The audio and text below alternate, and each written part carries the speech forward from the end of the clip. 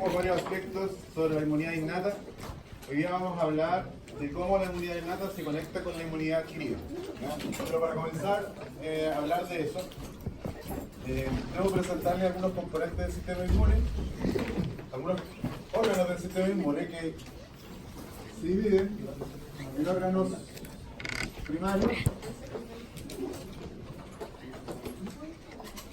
y órganos entonces secundarios. El principal órgano primario del sistema inmunológico va a ser la médula ósea.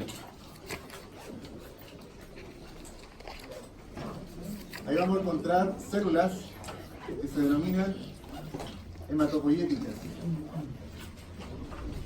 ¿Qué significa eso? Que van a dar origen a todas las células sanguíneas. Ayer, en la parte de inmunidad innata, les presenté todos los componentes celulares de la sangre que participan en la inmunidad y la mayoría de las células se van a producir aquí. Todo va a comenzar con la presencia de una célula madre que por supuesto ella tiene que hacer mitosis porque tiene que autorregenerarse.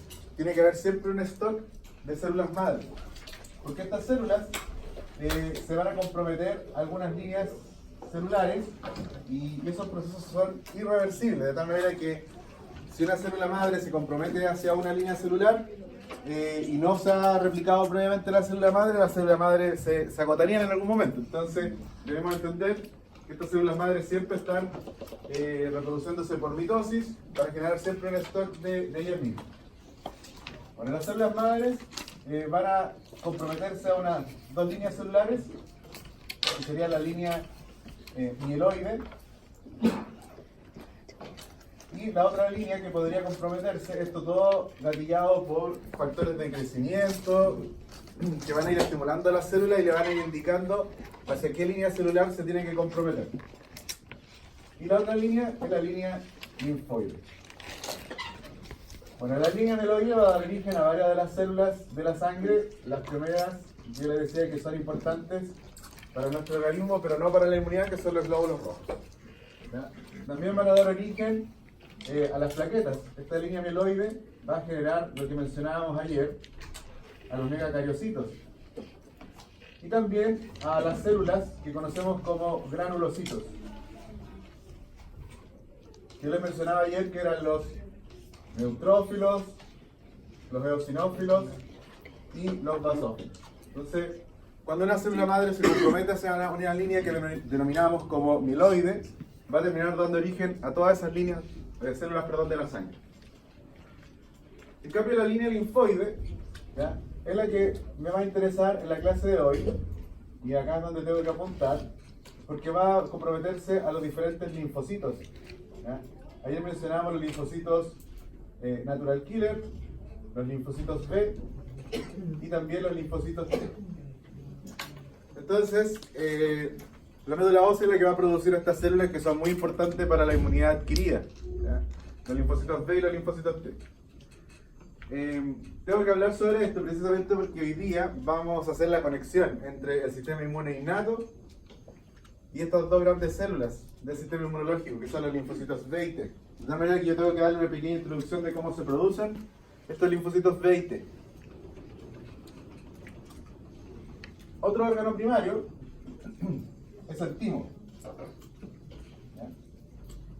Teníamos entonces como órgano primario la médula ósea y el timo. ¿Saben dónde está el timo, no? Me imagino que sí. ¿Dónde está? Acá, nosotros detrás del huesito este que es el esternón. Bueno, el timo es una glándula bastante particular porque a diferencia de otros órganos se va degenerando. Al momento del nacer, todos nosotros tenemos un timo que está muy bien desarrollado, que se tiene un aspecto bien, entre comillas, podríamos decirlo como saludable, una glándula que se ve rosadita y que tiene la mayor masa en ese momento, que es aproximadamente unos 25 a 26 gramos. ¿Sí?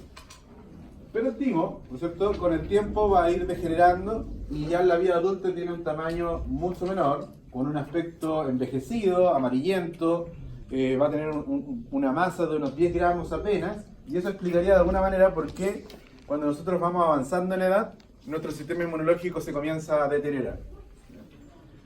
El timo es una glándula que va a servir solo para la maduración de los linfocitos T. ¿Ya? En cambio que la producción y maduración de los linfocitos B va a ocurrir completamente en la médula ósea. ¿Ya? Entonces, aquí podríamos decir que en la médula ósea va a ocurrir la producción de los linfocitos T, pero la maduración, ¿dónde va a ocurrir? En el timo. En cambio, para los linfocitos B, la producción de estos y también la maduración va a ocurrir completamente en la médula ósea. Y un tercer órgano primario, que es de menor importancia,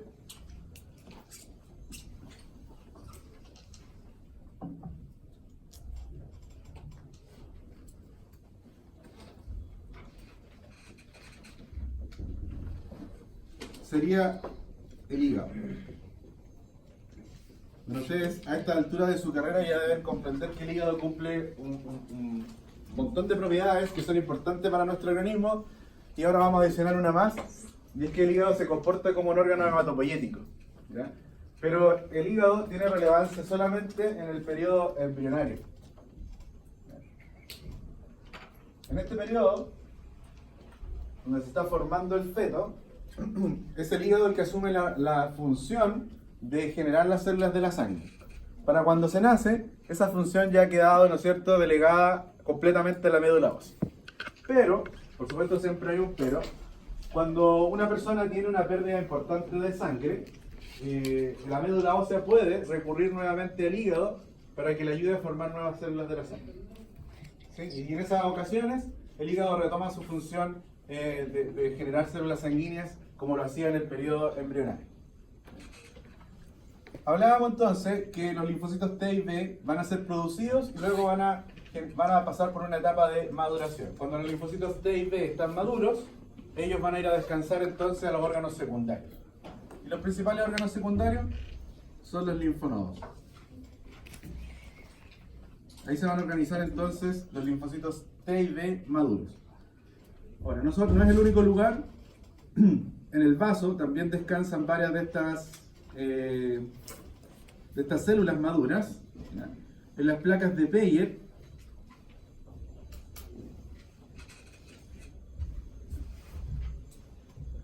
¿saben de las placas de Peyer o no? ¿Los conocen? No lo habéis mencionado nunca. Las placas de Peyer son pequeños linfonodos o pequeñas acumulaciones de linfocitos T y B maduros que se encuentran en el epitelio intestinal. ¿Sí? Ahí van a estar descansando. Las tonsilas, también conocidas como amígdalas, también son órganos secundarios. Ayer alguien lo mencionaba, ¿se acuerdan cuando yo les decía qué cosas nos vamos a encontrar o con qué se encontrarían los microorganismos cuando ingresan por vía digestiva? Por ahí un compañero mencionaba las amígdalas, pero en realidad las amígdalas no sirven como parte del sistema inmune innato, sino que son órganos donde descansan ahí linfocitos T y B. Y creo que no se me está pasando ninguno en este momento. Esos serían entonces los órganos secundarios. Vamos a hablar ahora un poquito sobre la maduración de los linfocitos B y T. La maduración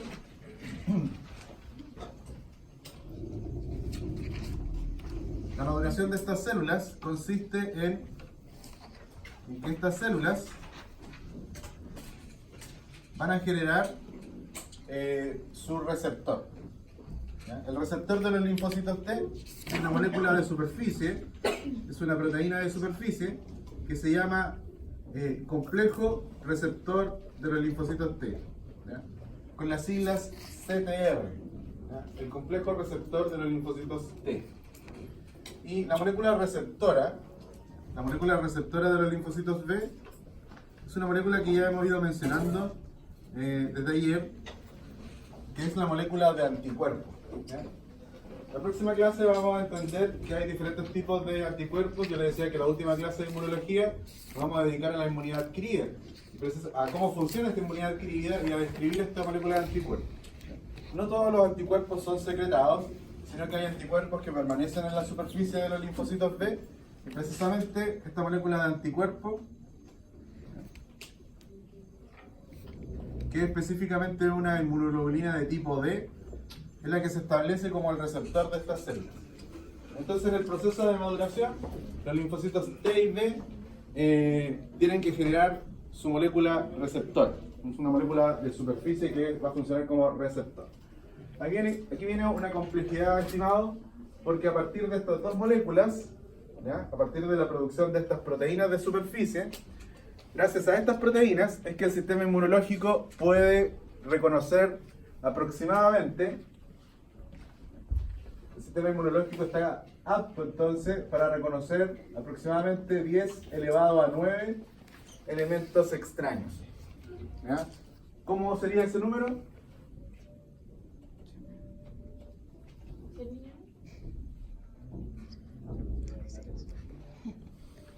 ¿Ya? 1000 millones, ¿no es cierto?, de elementos que sean extraños. Esa sería, ¿no es cierto?, la capacidad que tendría aproximadamente el sistema inmunológico de reconocer elementos extraños. Por supuesto que es un número finito y nosotros no tenemos la capacidad, ninguno de nosotros tendría la capacidad de reconocer toda la variedad de elementos extraños, ¿ya? Pero aún así, aun cuando siendo finito, es un número considerable de elementos que se pueden reconocer entonces como extraños.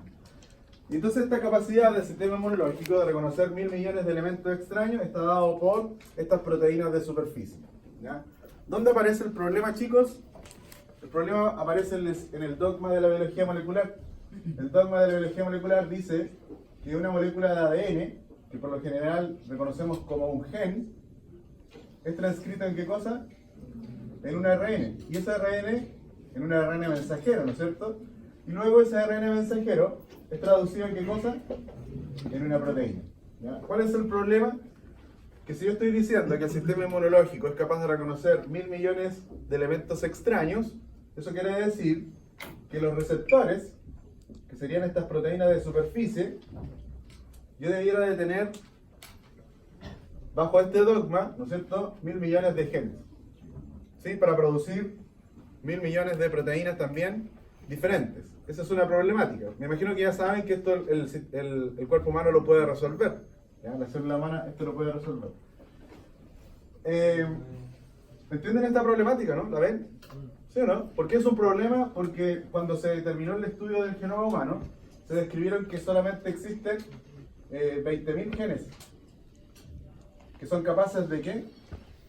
De producir proteínas. Entonces, nuestro genoma tiene un número limitado de genes, ¿ya? Y sin embargo, el sistema inmunológico es capaz de arreglárselas para producir 1000 millones de proteínas diferentes. ¿Qué proteínas? ¿Cuáles son las proteínas que a nosotros nos interesan? Los receptores, tanto del linfocito T como del linfocito B, ¿ya? Ahora, ubiquémonos, chicos. Esta formación del receptor del linfocito T, ¿dónde va a ocurrir? ¿Dónde debería estar ocurriendo? No, en el timo. Yo le dije que la maduración ocurre en el timo. ¿Y la maduración en qué consiste? En que las células tengan que formar, ¿qué cosa? Su receptor. Por lo tanto, esta maduración que voy a proceder a explicar, para los linfocitos T está ocurriendo en el timo, pero para los linfocitos B estaría ocurriendo ¿dónde?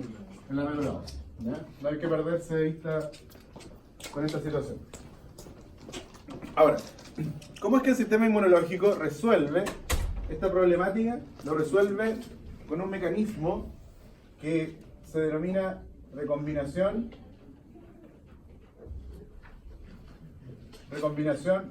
no homóloga. ¿Qué va a ocurrir entonces con esta recombinación no homóloga? Solamente con un pequeño set de genes, el sistema inmunológico va a generar una gran variedad de receptores de superficie. Para los linfocitos T, ¿cuál va a ser ese receptor de superficie? El complejo receptor de los linfocitos T. Y para los linfocitos B, ¿cuál es el receptor? La molécula de antígeno. Los genes que participan en este proceso de recombinación homóloga son solamente 3, que se han denominado de la siguiente manera. Son los genes B, D y J. ¿Ya? Con este pequeño grupo de genes, entonces, el sistema inmunológico va a poder resolver la situación de la variabilidad o de la especificidad del sistema inmune adquirido. Ayer cuando comenzaba la clase,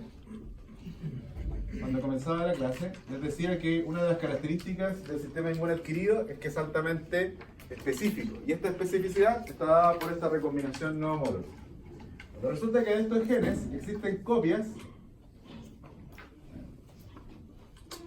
Existen varias copias de cada uno de ellos. Yo solamente voy a graficar 3.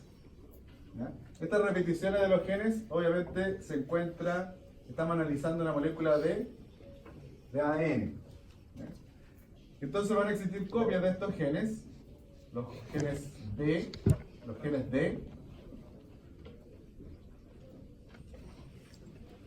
y más, a continuación, ¿no es cierto?, estarían algunas copias de los genes J. Entonces, ¿cómo va a ocurrir esta recombinación? Ocurre en un proceso muy parecido al splicing cuando está madurando el ARN mensajero, en donde participan ribonucleoproteínas. Son fenómenos en donde el ADN hace una especie de loop para descartar un segmento que ya no le interesa. ¿Ya? Es un fenómeno muy parecido, pero el término de ese proceso consiste en que se van a recombinar. Por ejemplo, se va a tomar uno de los genes B, el resto de los genes B desaparece. Ese gen se va a recombinar entonces con uno de los genes D. Estoy haciendo la combinación más simple, que sería juntar el gen B1, el gen D1. ¿Cuál sería la otra combinación más simple? J1. Entonces, el resto de los genes se ha descartado. Entonces todavía estamos situados ¿dónde? En el ADN. Cuando esto se ha recombinado, se recombina solo uno de los cromosomas. Ustedes saben que nosotros tenemos 46 cromosomas en total, 23 fueron heredados de la madre, 23 del padre, de tal manera que todos nuestros genes tienen una réplica en el núcleo de la célula. Por lo tanto, cuando esto ocurre, solo se utiliza uno de los cromosomas que los contiene, que podría ser el cromosoma que se heredó de la madre o del padre. ¿Sí? Supongamos que en este caso, quien recombinó fue aquel cromosoma que provenía del padre. Por lo tanto, el cromosoma de la madre que contiene todo esto todavía sigue intacto. En este momento hemos utilizado solo uno de esos cromosomas. Por lo tanto, se va a generar, supongamos que esto es el linfocito T. El linfocito T recombinó de tal manera que se va a producir un ARN mensajero que obedece a la recombinación B1, D1 y J1. Por lo tanto, el receptor de superficie, ¿cómo se llamaba? El complejo receptor de los linfocitos T, el CTR. Por lo tanto, este receptor, ¿a qué obedece? ¿A qué información hereditaria obedece? A la recombinación B1, D1 y J1. Por lo tanto, este receptor tiene ciertas características que obedecen a esa recombinación homológica. ¿Sí? Estamos entonces analizando la maduración del linfocito T en el timo. Resulta que a este linfocito, ¿estamos bien o no? ¿Me están entendiendo, chicos? ¿Su cara, señorita?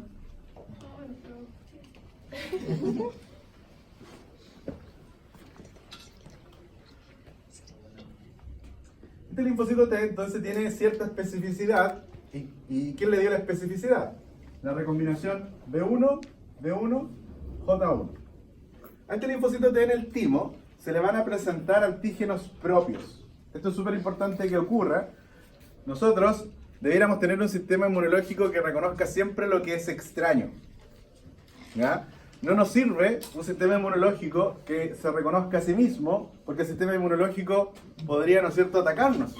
¿Ya? De hecho, fallas en estos procesos de maduración podrían llevar y explicar varias de las enfermedades autoinmunes que presentamos. ¿Ya?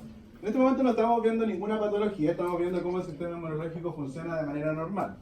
Y para que siga funcionando de manera normal, a los linfocitos T que están madurando, a los que ya comienzan a expresar su receptor, se les van a presentar antígenos propios.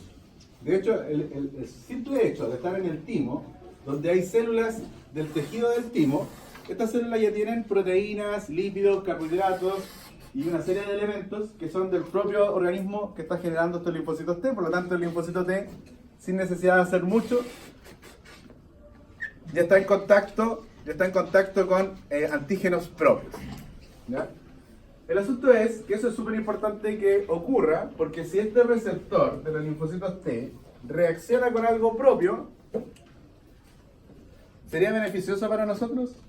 No, para nada. Por lo tanto, a este linfocito T, en vez de eliminarlo por apoptosis, a este linfocito T se le va a dar una oportunidad más.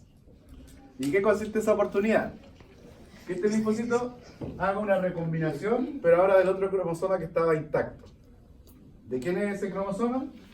Del que había heredado, entonces, de la madre. Esa nueva recombinación podría generar una segunda combinación simple. Vamos a recombinar ahora el cromosoma de la madre, que se une el fragmento B1 con el fragmento D1, pero ahora con el fragmento J2. Por lo tanto, ya que ahora recombinó de esta manera, va a generar nuevos ARN que obedecen a la recombinación. Por lo tanto, este linfocito T, que se le está dando una nueva oportunidad, va a generar un receptor diferente. ¿Por qué va a ser diferente?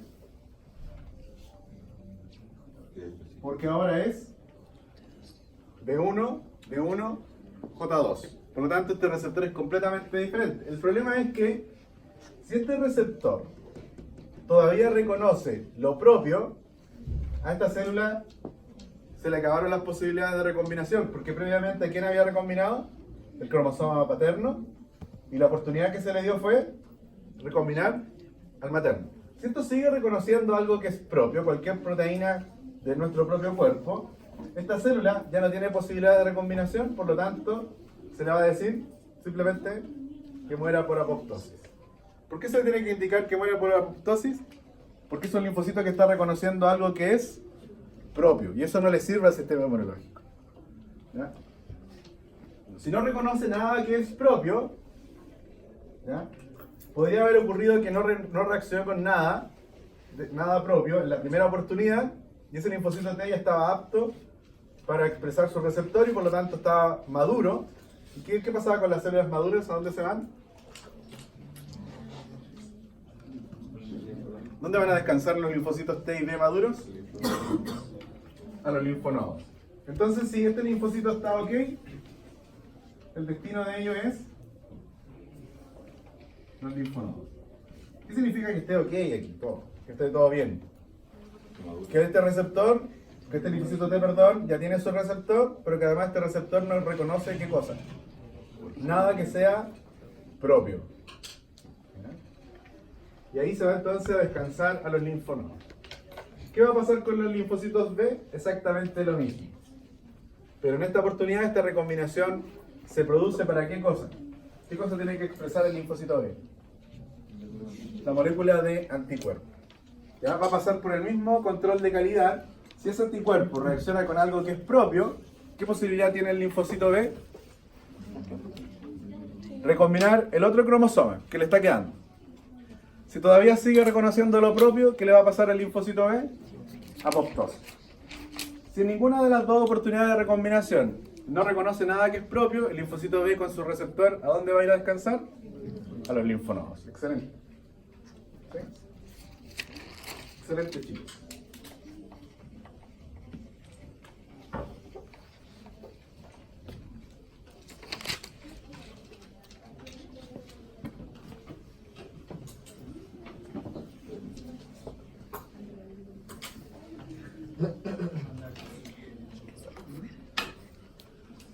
Los linfonodos son los órganos entonces secundarios del sistema inmunológico y todos los linfonodos están conectados entre sí, los de nuestro cuerpo, por los vasos linfáticos. Y hay una organización muy clave en los linfonodos y es que los linfocitos B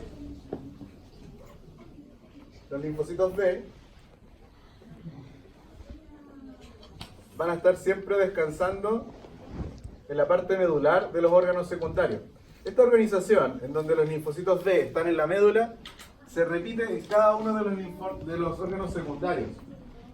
Los linfonodos, en el vaso, en las placas de Peyer y en las tonsilas, siempre los linfocitos B descansan en la parte medular de ese órgano, la parte central. ¿Dónde van a estar descansando los linfocitos T entonces? En la corteza. Excelente. Ahora, algo súper importante de reconocer, chicos, es que ningún linfocito B y ningún linfocito T se parece al otro.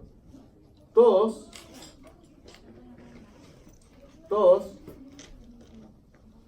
tienen receptores diferentes. ¿Por qué ocurre eso? Porque este linfocito T, por ejemplo, pudo haber recombinado B1, D1, J4. ¿Sí? Ese receptor tendría esa recombinación. El otro linfocito T tendría otro receptor de superficie que obedece a B3, D2, J1. ¿Sí? Y así entonces cada uno de los linfocitos T tendría un receptor o un CTR diferente. Ninguno de estos linfocitos T que está en este linfonodo se parece a los linfocitos T que están en el otro linfonodo. Todos serían células diferentes. ¿Qué las hace diferentes? El receptor, que tienen diferentes tipos de recombinación. ¿Qué va a pasar con los linfocitos B? Va a pasar exactamente lo mismo. El anticuerpo que está en uno de los linfocitos B no se parece en nada con el anticuerpo que tendría otra de las células.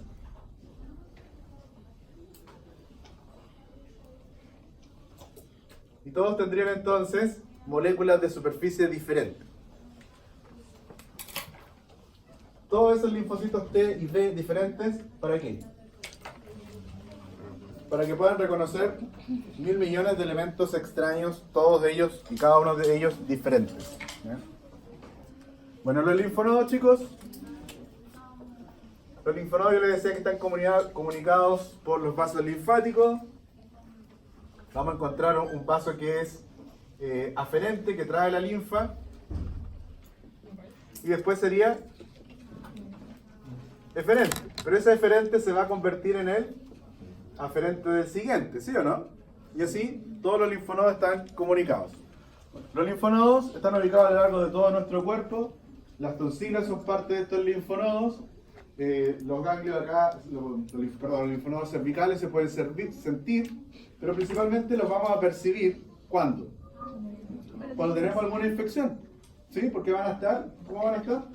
Van a estar inflamados. ¿Ya? También hay linfonodos en las axilas, en la zona inguinal, ¿ya? Y todos están conectados por los vasos entonces linfáticos. Ya, chicos, ahora sí.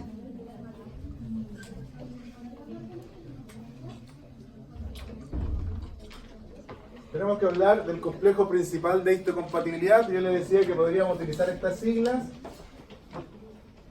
o las otras siglas que son complejo mayor de histocompatibilidad. ¿Ya?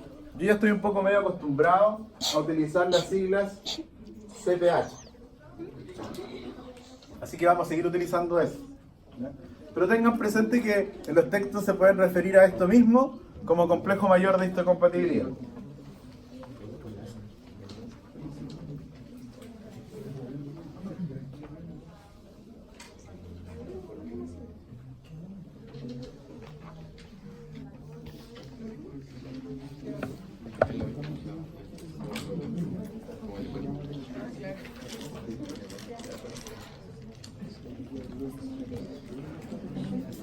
Pero chicos, nos vamos a situar nuevamente en un proceso infeccioso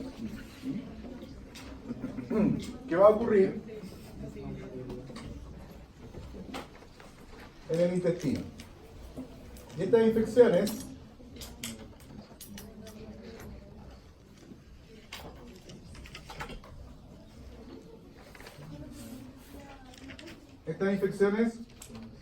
¿ya? Podrían ser intracelulares o extracelulares. Voy a dar el ejemplo de los dos casos.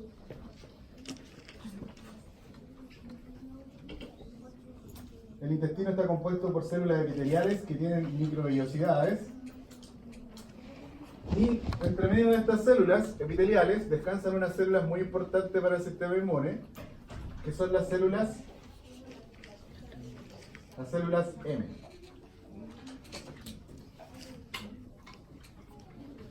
El ejemplo de una infección intracelular podría ser la del rotavirus, ¿ya? Un virus que produce cuadros de diarrea, y entonces el rotavirus va a infectar a los enterocitos y el virus va a comenzar a multiplicarse dentro de los enterocitos y va a provocar entonces destrucción de estas células para ir a multiplicarse ahora en otras células, ¿sí o no? Y continuar el proceso infeccioso. En el caso de una infección extracelular, lo vamos a hacer con el Vibrio cólera, que yo les decía que el Vibrio, ¿no es cierto?, se acopla muy bien a la vellosidad intestinal y además, no contento con eso, el Vibrio cólera comienza a producir entonces toxinas que ingresan al interior del enterocito y esas toxinas en particular del Vibrio cólera estimulan la adenilato ciclasa que libera ¿qué cosa? O provoca la liberación de agua y eso provoca entonces el fenómeno diarreico, ¿sí?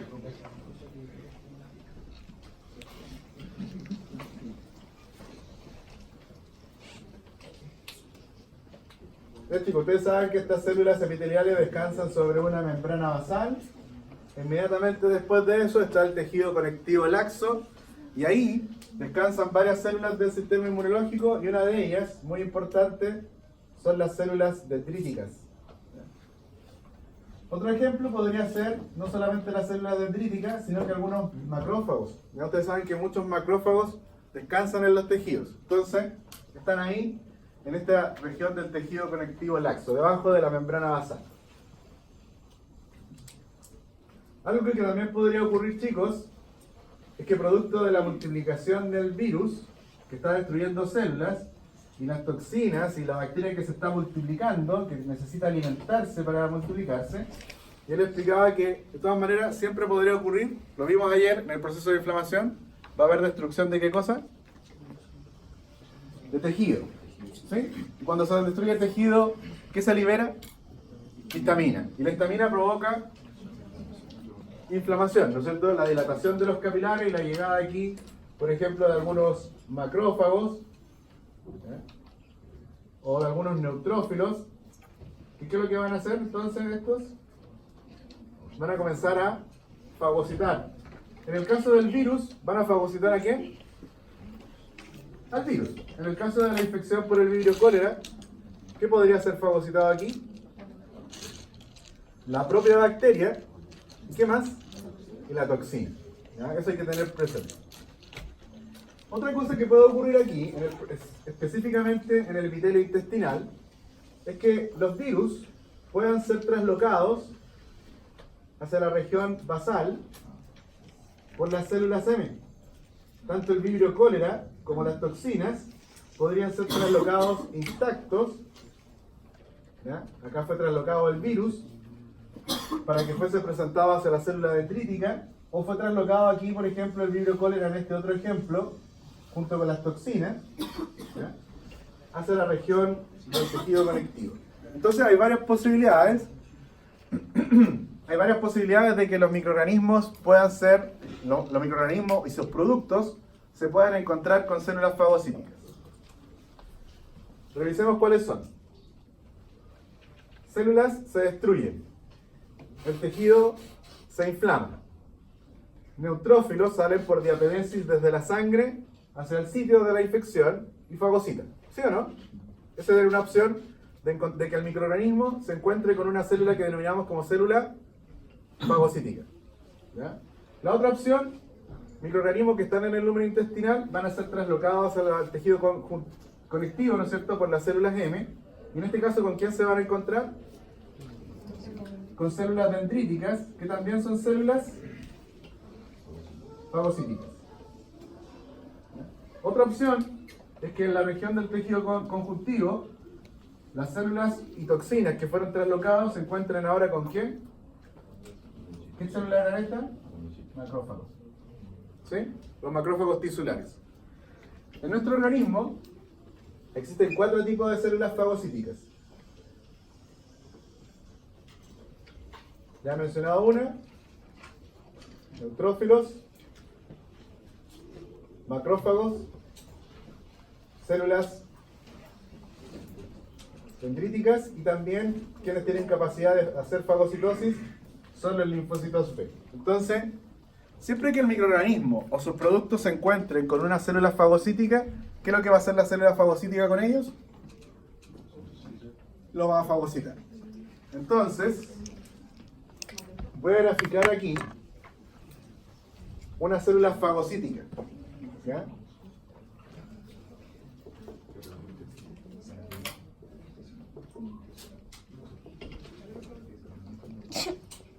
Célula fagocítica. ¿Quiénes podrían ser las células fagocíticas? Un neutrófilo, un macrófago, una célula dendrítica, y también quien puede hacer esto es un linfocito B. ¿Ya? Estoy insistiendo bastante con las células fagocíticas, chicos, porque es importante.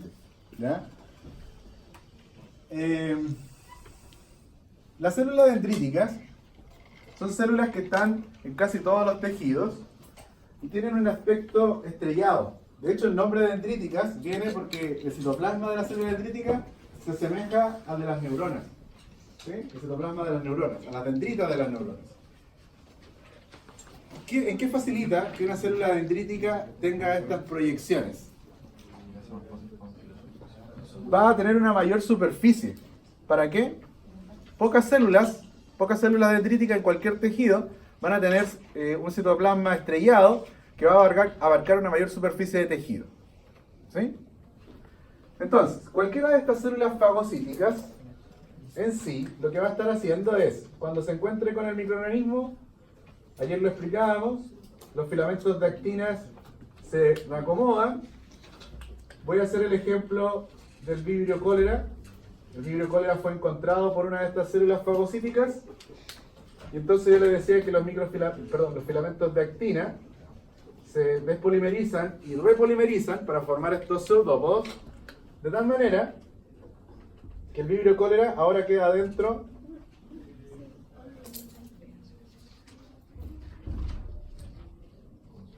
de ¿qué? De un fagosoma. A este fagosoma se le va a unir otras organelas que son los lisosomas. Por lo tanto, se va a formar el famoso fagolisosoma, y las enzimas digestivas del lisosoma van a degradar al Vibrio cholera, de tal manera que en el interior del fagolisosoma el Vibrio cholera va a quedar fragmentado en lo que nosotros ayer, para las personas que habían venido,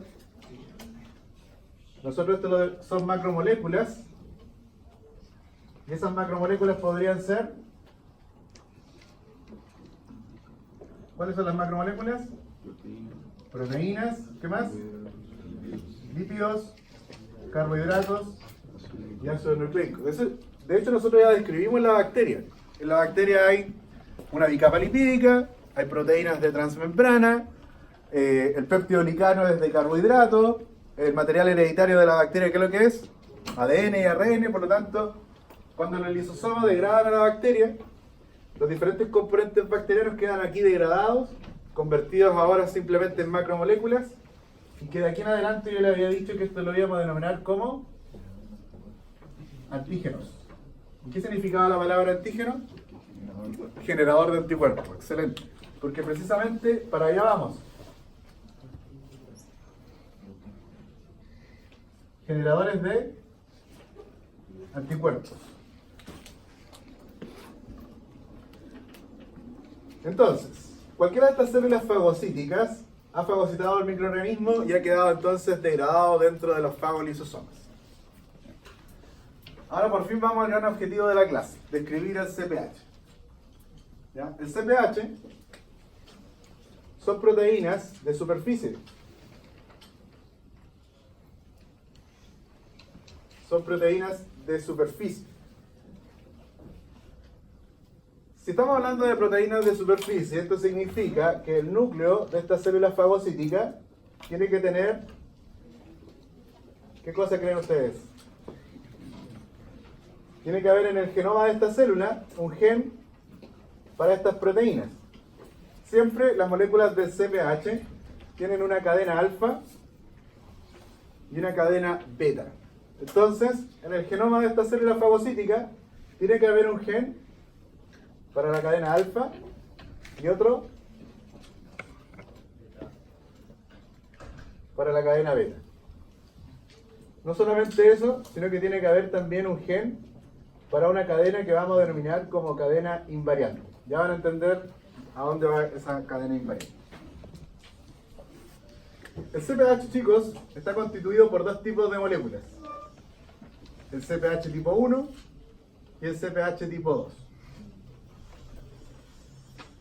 Las moléculas del CPH tipo 1 se encargan de reconocer infecciones de tipo intracelular.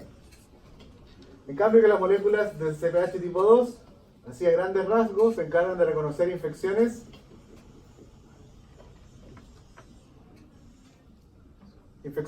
extracelulares. ¿Cómo vamos a identificar infecciones extracelulares? Básicamente, las moléculas CPH tipo 2 son expresadas solamente por células que sean fagocíticas. En cambio, el CPH tipo 2, ya que una infección intracelular puede ocurrir en cualquier célula de nuestro cuerpo, cualquier célula se puede ver afectada, ¿quiénes van a expresar al CPH tipo 1? Si cualquier célula puede ser infectada, todas las células, pero ojo,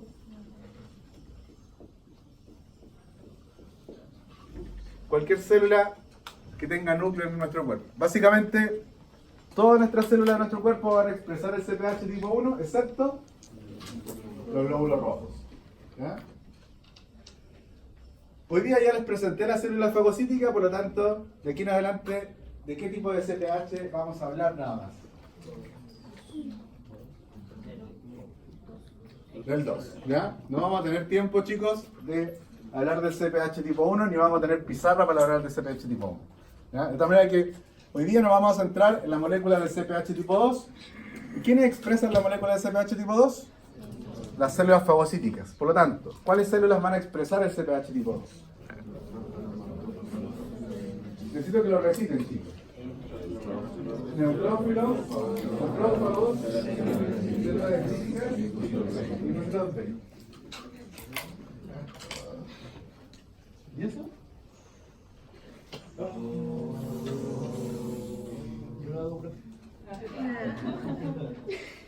Ignacio para ahora. Va a reprobar micro.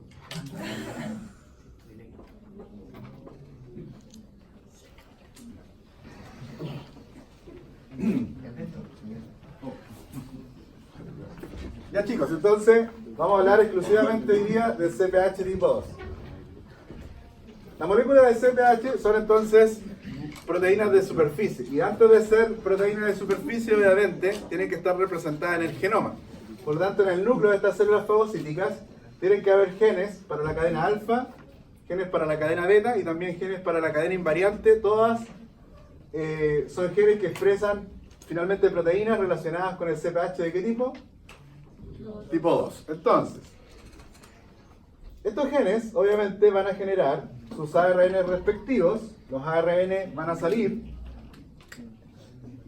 ¿hacia dónde? Hacia el citoplasma, los ARN. Cada uno de estos ARN, hay un ARN para la cadena alfa, para la cadena beta y otro para la cadena invariante. ¿Qué va a ocurrir con estos ARN? Van a comenzar a ser traducidos ¿por quién? Por los ribosomas. Y ustedes saben que los ribosomas, por lo general, cuando están sintetizando proteínas, se acoplan al retículo endoplásmico, de tal manera que la proteína del CPH tipo 2, la cadena alfa, la cadena beta del CPH tipo 2, se comienza a editar en el retículo endoplásmico y posteriormente en el Golgi, y además queda acoplado a ellas, a la cadena alfa y beta, una cadena que se denomina cadena invariante. ¿Cómo es que esta molécula del CPH tipo 2 llega a la superficie? Por vesículas. Vesículas que las va a aportar el Golgi. Entonces, estas vesículas van a terminar trasladando la cadena alfa y beta del CPH tipo 2 junto a la cadena invariante hacia la superficie. Pero fíjense, cuando yo dibujé al principio la cadena CPH tipo 2, estando en la superficie ya no tiene la cadena invariante. ¿Qué va a ocurrir? Estas son células fagocíticas que están incorporando elementos desde el exterior hacia el interior, y está habiendo un tráfico de vesículas que básicamente está trasladando elementos desde el interior de la célula, ¿hacia dónde? Hacia el exterior. De tal manera que hay vesículas que por un lado están entrando en la célula y hay vesículas que están intentando salir de la célula. Por lo tanto, en este tráfico de vesículas, todo orientado por los microtúbulos, por supuesto, estas vesículas en algún momento se pueden encontrar. Y eso es lo que va a ocurrir, chicos.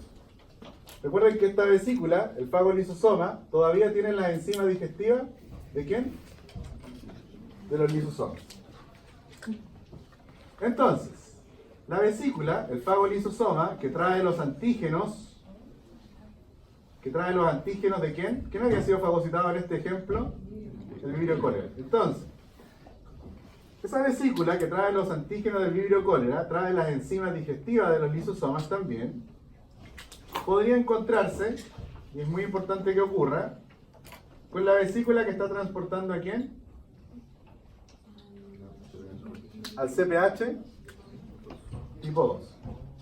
Y ese CPH tipo 2 trae la cadena invariante, que la función de la cadena invariante es estabilizar estas cadenas alfa y beta. ¿No? Nada más que eso, estabilizarlas. Entonces, cuando estas dos vesículas se fusionan, las enzimas digestivas van a comenzar a degradar a la cadena invariante. La degrada. ¿Cuál era la función de la cadena invariante? Estabilizar. Por lo tanto, ¿qué les pasa a estas cadenas alfa y beta? Quedan inestables. ¿Cómo podríamos volver a estabilizarlas? ¿Qué naturaleza tiene la cadena invariante?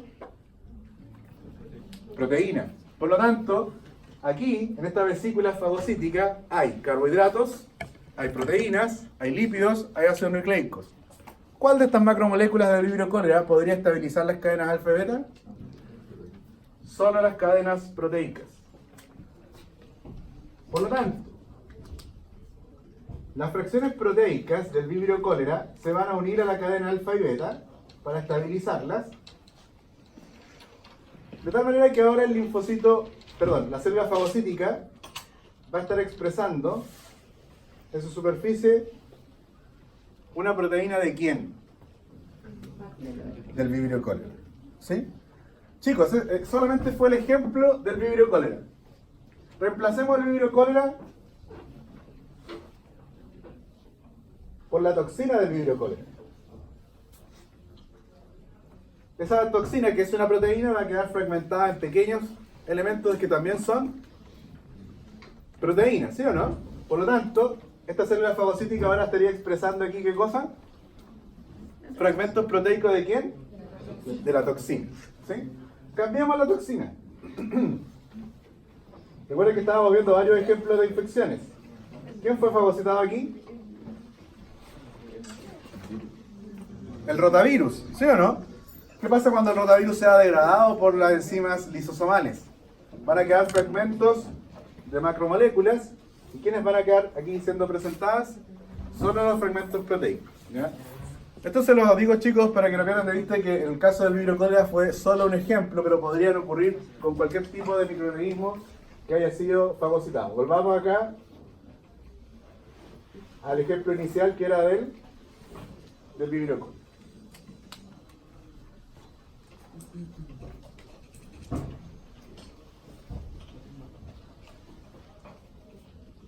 Chicos, en una infección intracelular, muchos de los neutrófilos que salieron a fagocitar mueren. Muchos de los macrófagos que salieron a fagocitar, ¿no es cierto? Los monocitos que salieron de la sangre y se convirtieron en macrófagos, también cuando están fagocitando pueden morir y formar lo que nosotros conocemos como pus. ¿Sí?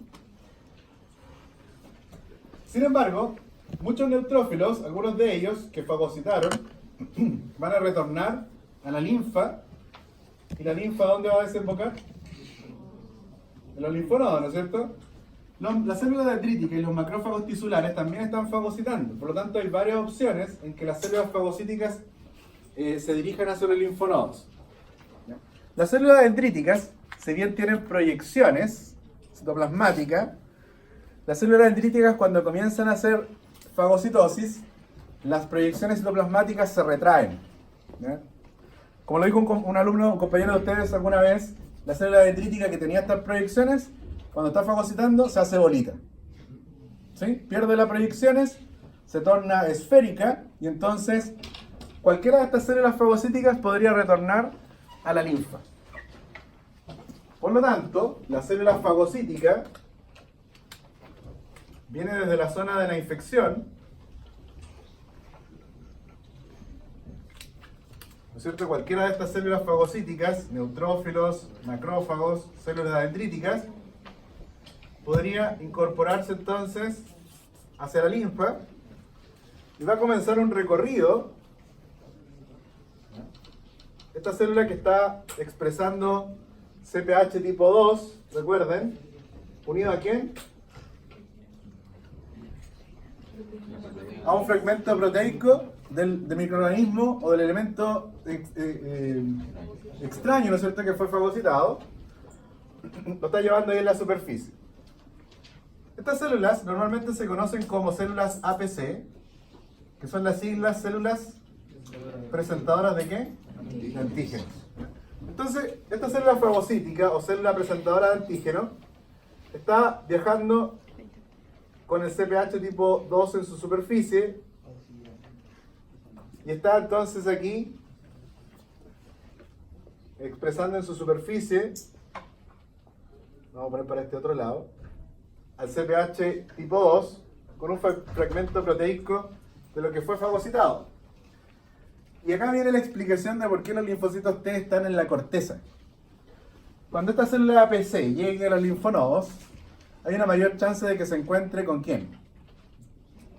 Apenas llegue al linfonodo, como los linfocitos T están organizados en la corteza, la mejor chance que tiene esta célula APC es que se encuentre con los linfocitos T. Porque precisamente es con los linfocitos T quien tiene que interactuar. ¿Quién tiene que reconocer esto? ¿Qué tendría que reconocer el CPH tipo 2?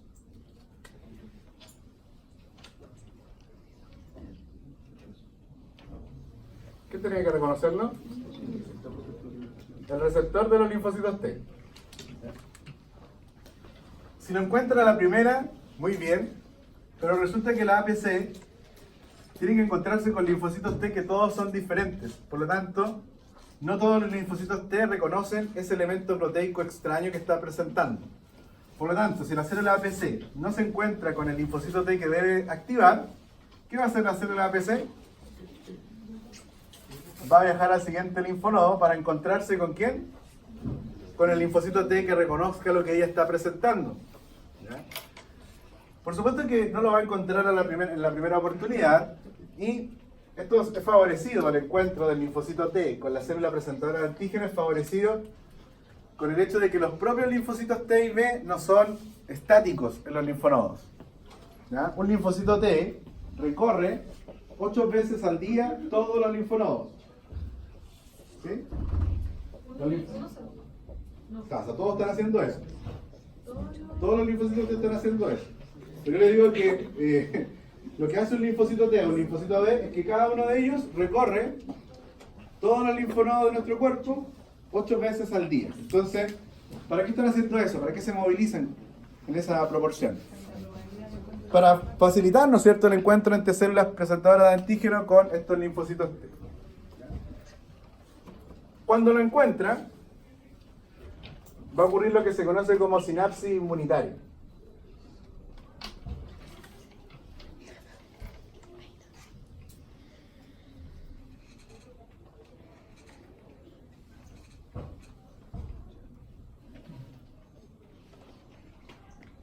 Tenemos ahí entonces que la célula presentadora de antígeno por fin se encontró con el linfocito T específico. Recuerden que ninguno de estos linfocitos T es igual al otro. Por lo tanto, la célula presentadora se va a encontrar con un linfocito T en particular. Y va a ocurrir entonces este proceso de sinapsis inmunitaria. Los linfocitos T y B que están expresando aquí su receptor se llaman linfocitos T y B maduros.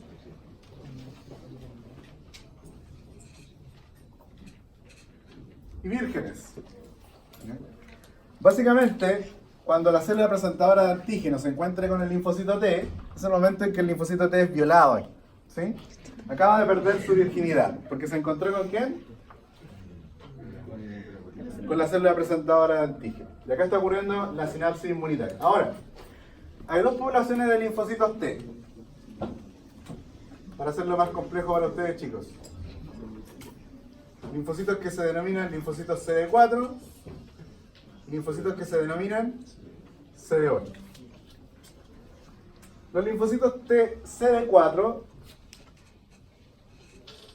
son los que expresan la molécula CD4, y esta molécula CD4 reconoce específicamente al CPH tipo 2. Y hoy día solamente hemos estado hablando del CPH tipo 2. De la manera que la única población de linfocitos T que nos interesa para hoy es la población de linfocitos TCD4. ¿Por qué? Porque es la población que reconoce a la molécula CPH tipo 2. ¿Sí? ¿Quiénes expresaban la molécula CPH tipo 2?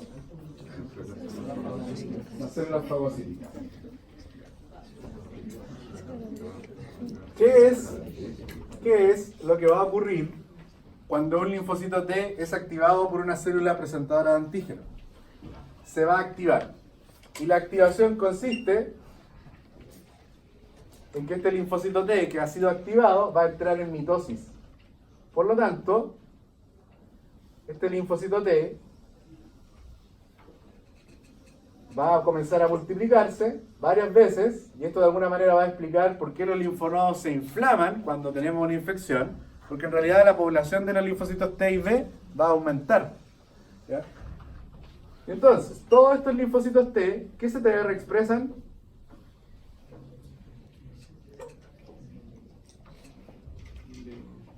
¿Se acuerdan que de los linfonodos, los linfocitos T, todos expresan un CTR diferente?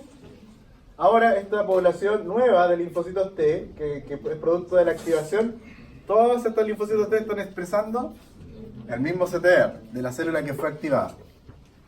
¿De qué va a ocurrir en la primera parte, que es maravillosa del sistema inmune adquirido? Es que parte de estos linfocitos T se van a conservar como células de memoria, que van a migrar a donde todo comenzó, en la médula ósea. Y ahí van a descansar. El resto de los linfocitos T van a madurar en linfocitos T que conocemos como linfocitos T helper. ¿Por qué escribí helper en cursiva?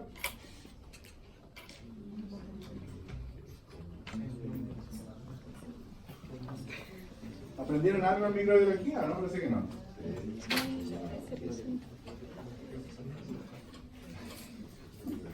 ¿Por qué escribí helper en cursiva?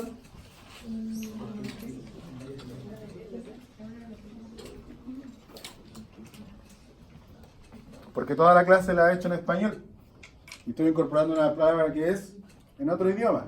Por lo tanto, tuve la obligación de escribirla en cursiva. Así como cuando...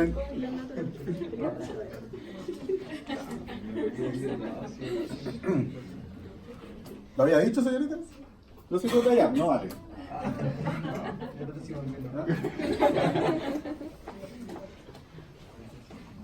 ¿Ya vamos bien hasta acá, chicos? ¿No es muy complicado? ¿O está muy fácil?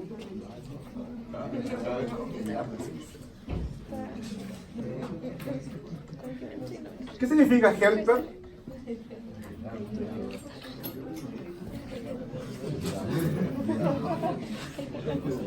La palabra helper es ayuda en inglés, ¿no es cierto? La traducción. Es un linfocito T que en español se conoce como linfocito T colaborador. Ahora, ¿por qué se llama colaborador? Porque va a ayudar a activar ahora a los linfocitos B. Ahora hay un gran problema, chicos. Los linfocitos B están en el linfonodo también, pero todos los linfocitos B están expresando un receptor que es diferente. Por lo tanto, hay un problema, chicos. ¿Cómo el linfocito T, que acaba de ser estimulado por la célula PC, sabe a cuál linfocito debe estimular?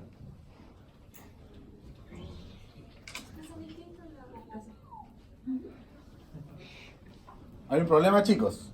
Tenemos los linfocitos T que ya fueron activados. ¿Quién lo activó? Una célula fagocítica. ¿Sí? Pero ahora el linfocito T tiene que ir a activar a un linfocito B. Y todos los linfocitos B que están en todos los linfonodos de nuestro cuerpo son diferentes. ¿Por qué son diferentes? Porque expresan un receptor que es diferente. Por lo tanto, ahora el linfocito T tiene que ir a encontrarse con un linfocito B, pero tiene que saber exactamente cuál linfocito B estimular. No lo puede estimular a todos. ¿Ya? Volvamos a la infección, chicos. Los microorganismos, cuando ingresan, se pueden encontrar con el sistema del complemento. Por ejemplo, el Vibrio cólera. Ayer quedaron locos con el complemento. ¿Sí? El complemento, en resumen, consiste en que se forma una estructura que se llama MAC, el complejo de ataque a la membrana. Lo que va a significar que al interior de la bacteria ingrese, ¿qué cosa? Agua. La bacteria se va a hinchar, y entonces la bacteria va a ser destruida. Estos restos de bacteria destruida también pueden viajar entonces hacia los linfonodos a través de ¿qué? De la linfa. De tal manera que aquí, desde la infección, no solamente van a estar viajando las células fagocíticas, sino que van a estar viajando restos de ¿quién? Del microorganismo que está causando la patología. Por lo tanto, acá podrían ir viajando restos de microorganismo. Y entonces se van a encontrar con los linfocitos B. Y resulta que ¿qué es lo que hacen los linfocitos B? ¿Qué propiedad tienen los linfocitos B? Tienen capacidad de realizar fagocitosis. Por lo tanto, este linfocito B, si es una célula fagocítica, también va a expresar moléculas del CPH ¿de qué tipo? Tipo 2. Y expresando ahora ¿qué fragmento de aquí? Solamente fragmentos de tipo proteicos. Por lo tanto, el linfocito B, que en esta oportunidad él expresa por supuesto su molécula de anticuerpo, expresa también ahora CPH ¿de qué tipo? CPH tipo 2, y va a ser reconocido ahora como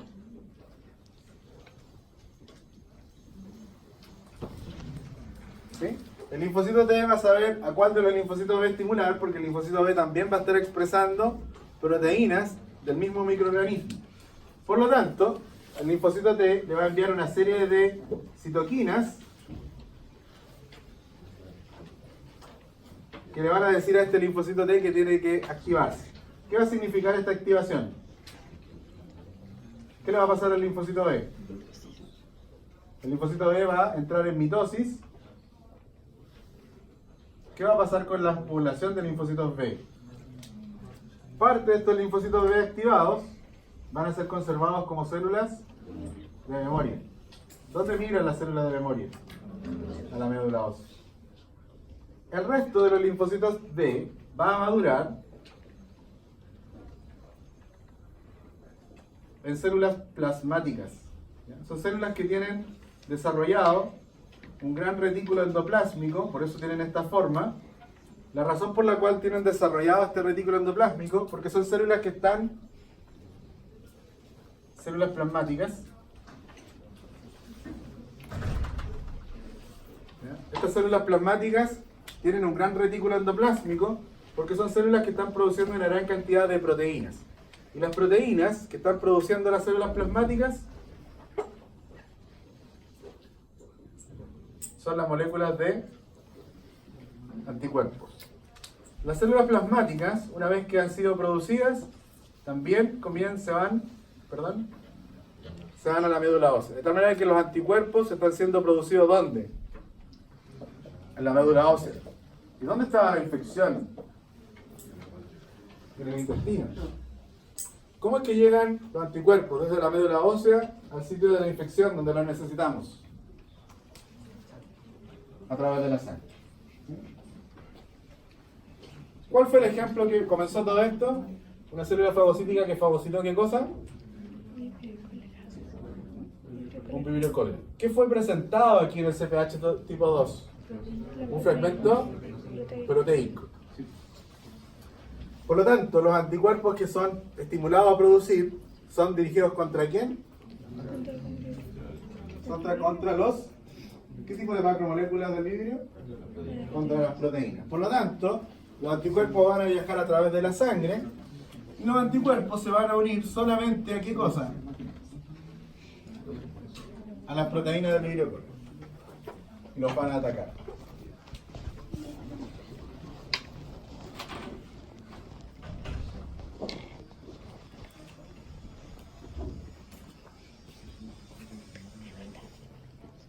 ¿Pueden ponerse de pie, por favor? ¿Ustedes tres?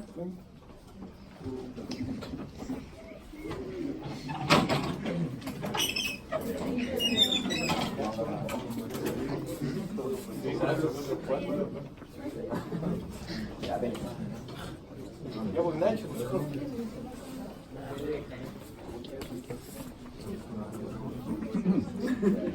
Chicos, después vamos a hacer una recapitulación de lo que hemos visto, pero me interesa que, ya que hemos mencionado los anticuerpos,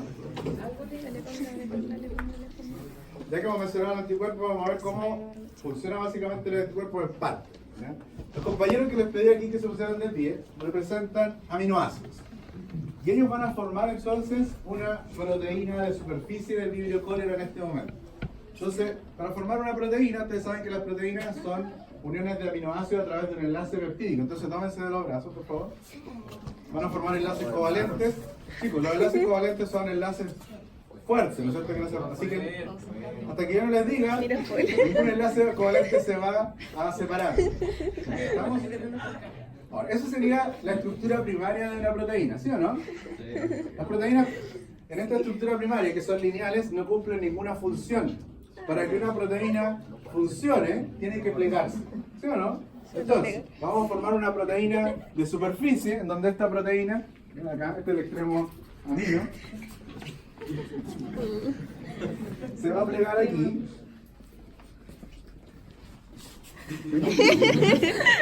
No. El extremo amino siempre queda libre ahí.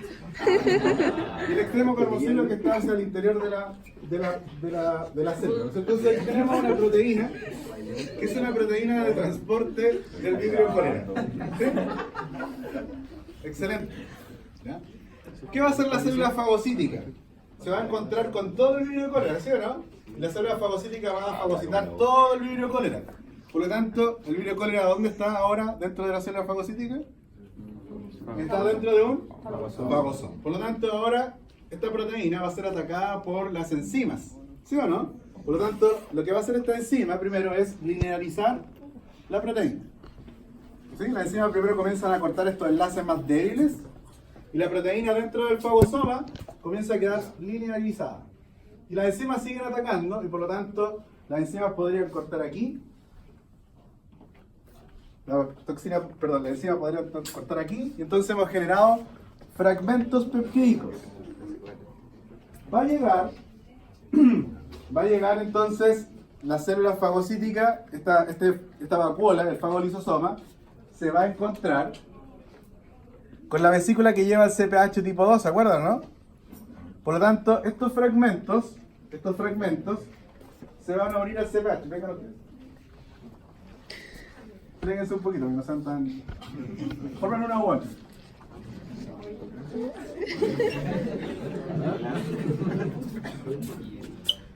Entonces, ¿están entendiendo, chicos, no? Están distraídos con esto. ¿Sí? Entonces, ahora, piensen ustedes que yo en el ejemplo dibujé un solo CPH, pero una célula fagocítica puede tener varias moléculas de CPH. Por lo tanto, acá yo podría, si mi brazo representa un CPH, está presentando este fragmento proteico, ¿sí o no? Yo soy la célula fagocítica que está expresando el CPH con este fragmento proteico. Y otro CPH aquí va a estar presentando a este otro fragmento proteico. ¿Sí o no? Yo podría tener, vengan acá. Podría tener, entonces, otro brazo aquí.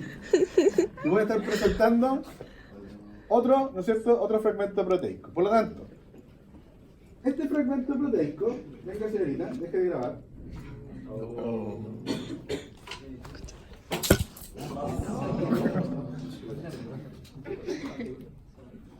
Yo estoy acá como célula fagocítica, ¿sí o no? Sí. Por lo tanto, si estoy presentando un fragmento proteico aquí, otro fragmento proteico aquí, otro fragmento proteico aquí, ¿cuántos linfocitos T puedo estimular? Tres linfocitos T diferentes. Por lo tanto, cuando yo termine de estimular a los linfocitos T, ese linfocito T va a ir a estimular a un B que va a producir este tipo de anticuerpo que reconoce a este fragmento de la proteína. ¿Sí o no? Perfecto. Quédese aquí cerca. Mantenga la posición del anticuerpo. Señorita, venga.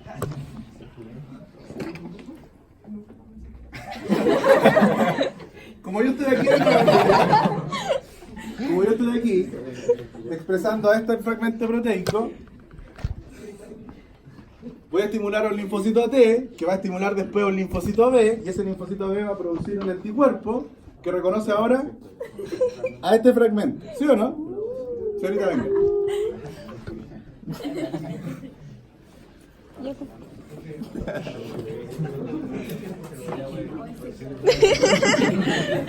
Ya va, amiga, posición anticuerpo. Los anticuerpos, que se note que son anticuerpos, por favor, mantengan la posición. Y aquí va a pasar lo mismo, ¿no es cierto? Yo soy la presentadora, estoy presentando acá CPH con este fragmento proteico, estimulo el linfocito T primero, después ese linfocito T estimula a un B, que produce ahora este tercer tipo de anticuerpos. ¿Dónde van a estar siendo producidos los anticuerpos? ¿Quién los produce? Las células plasmáticas. ¿Dónde están las células plasmáticas produciendo anticuerpos? En la médula ósea. Por lo tanto, los anticuerpos van a estar siendo producidos en la médula ósea y tienen que viajar ¿a dónde? Al sitio de infección. ¿Quién va a estar en el sitio de infección?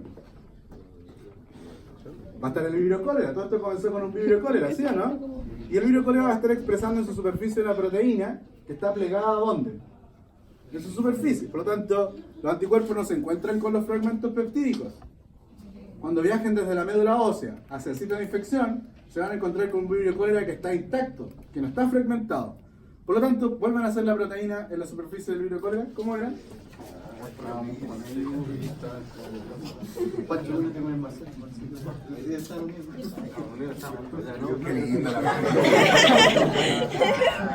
¿Habían visto cómo se desplegaba una proteína? Se hablaban entre ellos. Son los mejores actores. Los anticuerpos. Pésimo el anticuerpo.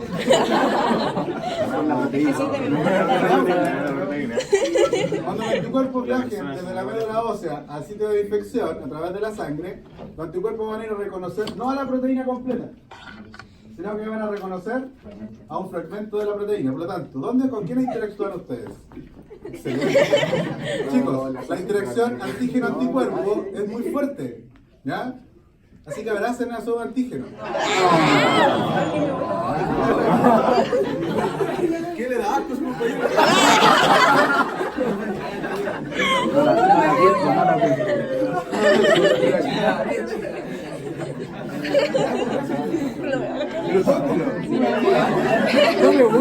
Abrázalo, Chicos, ¿alguien tiene una pregunta? Que usted dijo que había un segmento de la proteína que quedaba para adentro de la membrana. En este caso el anticuerpo no lo podría... Exactamente. O sea, que hay una de ellas que no tendría que estar... Exactamente. De hecho hay dos. Porque si esto es lo que está hacia afuera, solamente este anticuerpo podría reconocer. Los otros no podrían hacer nada. ¿Sí? Pero supongamos que toda esta proteína está expuesta. ¿Sí? Los tres anticuerpos podrían reconocer. Ahora vuelvan a hacer la proteína lineal, chicos. De vuelta.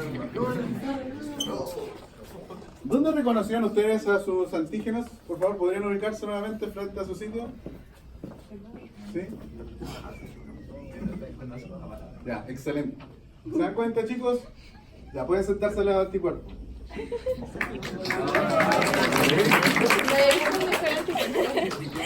Tenemos acá entonces, chicos, una proteína que está lineal en este momento. Una proteína es antigénica. ¿Por qué decimos que una proteína es antigénica? Porque la proteína fue capaz de estimular la producción de ¿qué cosa? De anticuerpos. Pero, chicos, la proteína va a producir no solo un tipo de anticuerpos, sino que varios. ¿Por qué? Porque una macromolécula como la proteína tiene lo que se denominan epítopos. ¿Sí? Estos fragmentos que yo señalé, ¿cuáles eran? ¿Podrían volver a los fragmentos? Sepárense a los fragmentos que yo señalé. Sepárense bien. Sepárense un poquito más ustedes. ¿Ya? Acá yo, aleatoriamente, las enzimas lisosomales fragmentaron la proteína y a la macromolécula la convirtieron en fragmentos. Cada uno de esos fragmentos se llaman epítopos. Y cuando yo llamé al anticuerpo, los anticuerpos no se unieron a toda la proteína, sino que el anticuerpo se unió solamente a un sitio de la proteína, y ese sitio de la proteína se llama epítopo. ¿Ya? Ya, chicos, pueden sentarse, muy bien.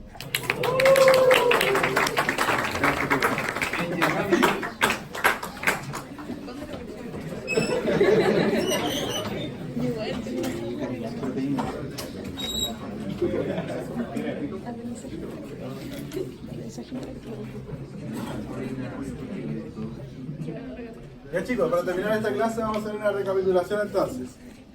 Tenemos que las infecciones pueden ser intracelulares o extracelulares. En cualquiera de los casos,